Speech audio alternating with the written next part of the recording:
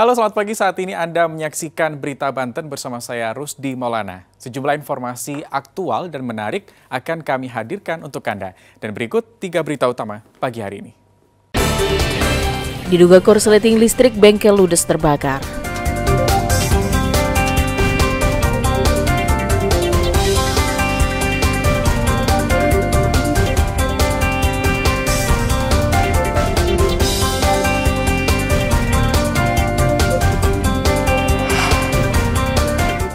Dua 12 desa di Lebak krisis air bersih, BPBD salurkan bantuan.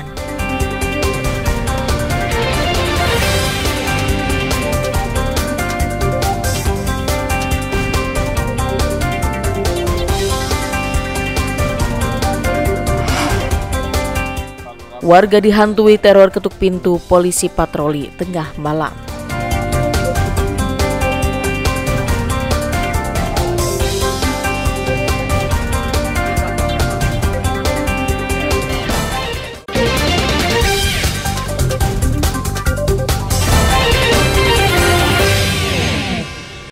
Sebuah rumah yang dijadikan bengkel di Jalan Rangkas Bitung, Pandeglang, tepatnya di Desa Warung Gunung, terbakar.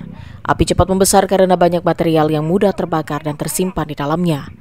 Pemilik bengkel dan warga berusaha memadamkan api dengan peralatan seadanya, namun gagal. Api baru dapat dipadamkan setelah petugas damkar Lebak tiba. Api membakar sebagian besar bengkel. Beruntung tidak ada korban luka maupun jiwa dalam peristiwa tersebut. Pemilik bengkel langsung keluar menyelamatkan diri. Api pertama kali diketahui oleh pemilik bengkel yang kemudian meminta pertolongan ke warga. Warung atau apa? Tambal ban, warung. Oke. Tambal ban, jualan bensin. Oh, yang ini khawatir bensin juga ya? Iya, ini setiap hari juga sampai malam. Oh, malam begadang? Iya, begadang. Tapi alhamdulillah menyelamatkan diri langsung gitu. Ada telepon ke Mako bahwa ada kebakaran di Warung Gunung. Ini apa sih yang kebakaran?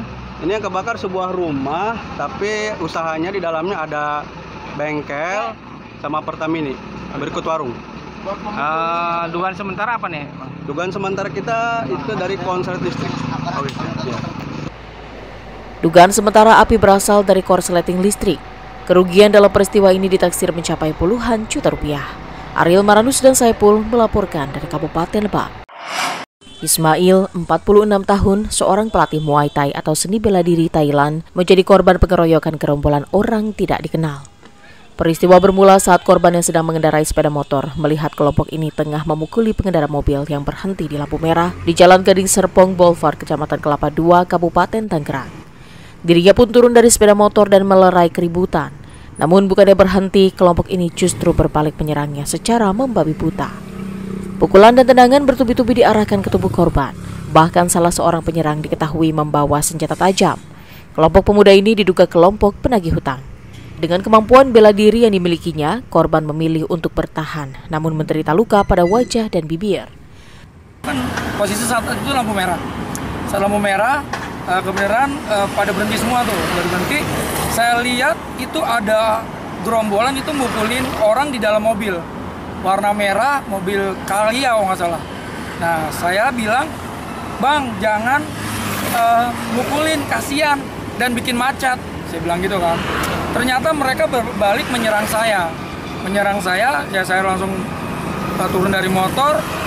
Mereka menyerang, tuh saya ada defense sedikit. Nggak taunya teman-teman pada nyerangin saya gitu. Atas kejadian ini, dirinya sudah membuat laporan ke polisi dan berharap para pelaku bisa segera ditangkap dan mempertanggungjawabkan perbuatannya. Ariel Maranus dan Syabudinatar melaporkan dari Kabupaten Tangerang. 15 pencuri kendaraan bermotor ditangkap Satuan Reserse Kriminal Polres Metro Tangerang Kota.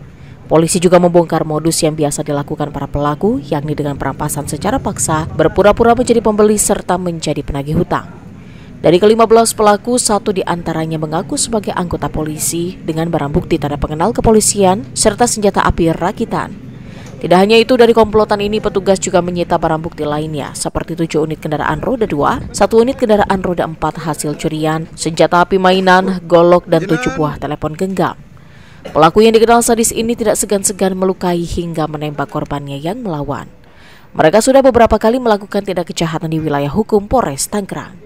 Biasanya, para pelaku mencari pelajar dan mahasiswa secara acak. Kami dari Satreskrim Polres Metro Tangerang Kota telah berhasil melakukan penangkapan terhadap 15 orang pelaku melaksanakan aksinya dengan pencurian kekerasan. Dengan ada 3 modus, yaitu pertama dengan lakukan pemepet terhadap korban dengan mengancam menggunakan senjata api ataupun senjata tajam. Ke-15 pelaku dijerat pasal 365 KUHP tentang pencurian dengan kekerasan dengan ancaman hukuman pidana 12 tahun penjara. Ariel Maranus dan Taufik Saleh melaporkan dari kota Tangerang. Dampak El Nino mulai dirasakan warga di beberapa daerah yang mulai kesulitan mendapatkan air bersih. Untuk mengurangi beban warga, BPBD mendistribusikan air bersih ke 4 desa di Kecamatan Warung Gunung, Kabupaten Lebak. BPBD menerjunkan 9 unit tangki air dan berkeliling untuk mendatangi sejumlah kampung. Kedatangan tangki yang membawa air bersih disambut antusias warga dengan membawa jerigen dan ember, langsung merebut air yang sudah disiapkan oleh petugas BPBD. Alhamdulillah senang Pak, gitu. Membantu ya? Iya, sangat membantu. 2 bulannya ya. Jadi harapan buat yang nggak punya air, karena susah Pak. Susah ya? Iya. Berdasarkan data BPBD Kabupaten Lebak, saat ini ada 12 desa di 3 kecamatan yang mengalami krisis air bersih. Hari ini kita mendistribusikan 9 tangki air bersih di 3 desa di Kecamatan Warung Gunung, yaitu Desa Selaraja, Desa Cibuah, dan Desa Banjarsari. Diharapkan dengan bantuan semua pihak, krisis air bersih yang terjadi di sejumlah wilayah dapat teratasi. Ariel Maranus dan Saipul melaporkan dari Kabupaten Lebak.